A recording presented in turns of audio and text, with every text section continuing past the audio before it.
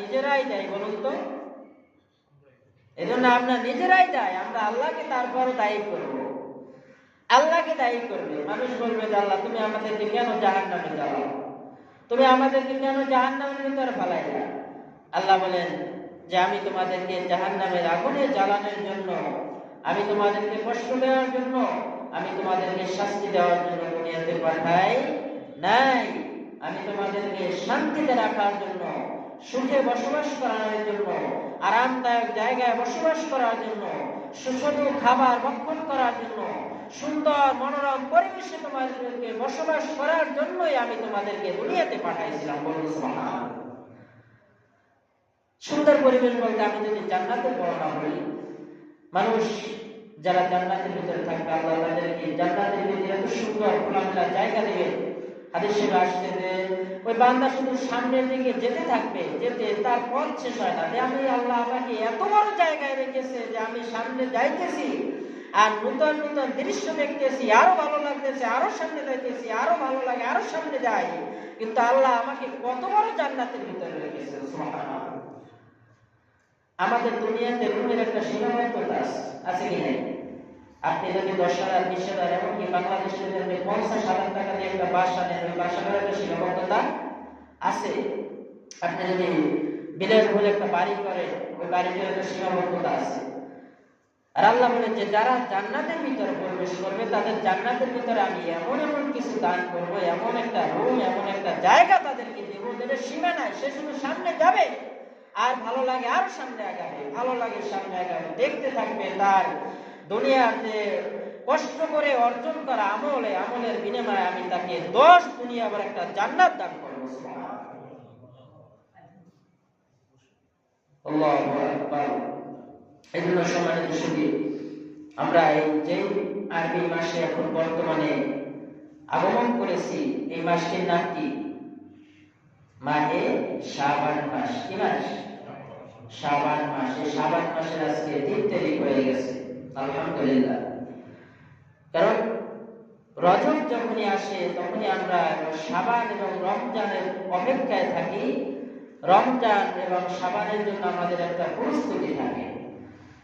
মা আয়েশা সিদ্দিকা রাদিয়াল্লাহু তাআলা আনহা বলেন, আখির জামানার পয়গম্বর জনাব মুহাম্মদুর রাসূলুল্লাহ সাল্লাল্লাহু আলাইহি ওয়াসাল্লাম এই শাবান মাস পেলে এত খুশি হতেন, এত খুশি হতেন, এবং এই শাবান মাসে এত পরিমাণ নফল ইবাদত করতেন, যত পরিমাণ ইবাদত তিনি অন্য কোনো মাসে করতেন না। শাবান মাস আসলে পয়গম্বর এত পরিমাণ নফল ইবাদতের দিকে এগিয়ে আসতেন, এত পরিমাণ রোজা রাখতেন, এত পরিমাণ নফল নামাজ আদায় করতেন, যেরকম নফল রোজা এবং নামাজ অন্য কোনো মাসে করতেন না। এই জন্য শাবান মাস আসলেই আমাদের দেখবেন প্রত্যেকটা মানুষের ভিতরে একটা প্রস্তুতি চলে আসে। এই মাসটা হচ্ছে রমজানের আগের মাস, এই মাসটা হচ্ছে মাহে শাবান মাস, এই মাসটা হচ্ছে রজব মাসের পরের মাস। এই মাসে আমাদের কিছু তালিকা আছে, তালিকায় আমাদের কিছু ইবাদতের কথা বলা আছে, এবং কিছু অফার আছে, সুযোগ আছে, যে আমরা এই মাহে রজব শাবান মাস যখনই পাই, শাবান মাসে যখনই আমরা আগমন করি, আমরা যখনই শাবান মাসের ভিতর ঢুকি, তখন আমাদের মাঝে একটা মহিমান্বিত একটি সম্মানী একটি রাত আসে। সেই রাতটার নাম কি? লাইলাতুল বারাত। কিনা? লাইলাতুল বারাত। লাইল শব্দের অর্থ হচ্ছে কি? রাত। আর বারাত শব্দের অর্থ হচ্ছে বরকতময় রাত। সুবহানাল্লাহ। একবার সুবহানাল্লাহ বলবেন না? জোরে বলুন সুবহানাল্লাহ। লাইলাতুল বারাত মানে হচ্ছে বরকতময় রাত। আল্লাহ সুবহানাহু ওয়া তাআলা তিনি ফেরেশতাদেরকে জানাই দেন, ও ফেরেশতারা শোনো, লাইলাতুল বারাতের রাত যখন আসে, যেটাকে হাদিসের ভাষায় বলা হয় নিসফি শাবান, শাবানের অর্ধেক পরিমাণ যে রাতটা চলে আসে, ওই রাতে আমি সপ্তম আসমানে থাকি না, আমি রব্বি কারীম প্রথম আসমানে অংশগ্রহণ করি। জোরে বলুন আল্লাহু আকবার। কি বলছেন?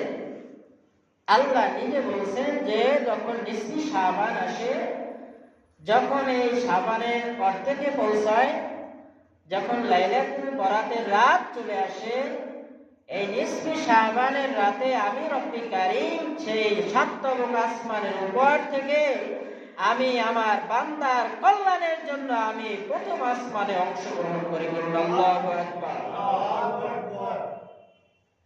আল্লাহ জানাই দিলেন, আখির জামানার পয়গম্বর, আমি রব্বি কারীম কেন প্রথম আসমানে অংশগ্রহণ করি, প্রথম আসমানে কেন আসি? রব্বি কারীম বললেন, আমি নিসফে শাবানে প্রথম আসমানে আসার কারণ হলো আমার বান্দা বান্দীরা যখন নিসফে শাবানের দিনে পবিত্রতা অর্জন করে যখন ইবাদতের জন্য প্রস্তুতি গ্রহণ করে, আমি রব্বি কারীম ওই সপ্তম আসমানে বসে নয়, প্রথম আসমানে এসে বান্দার সকল চাহিদাগুলো পূরণ করে দিতে চাই। আমি সপ্তম আসমানে বসে নয়, আমি প্রথম আসমানে। দেখুন, আমরা যখন আল্লাহর দিকে এগিয়ে যাই, আল্লাহ আমাদের দিকে এগিয়ে আসে না? আসে না? আল্লাহ বলছেন, ফালাউল মাওলা ওয়ালাউল কুন,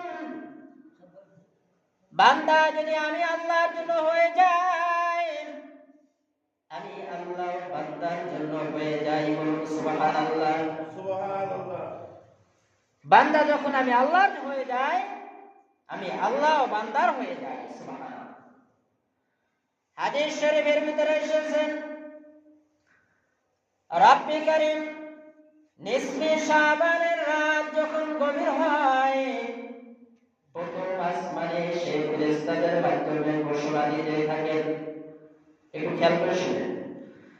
প্রথম আসমানে এসে ঘোষণা দিতে থাকেন, জমিনের ভিতরে কে আছেন?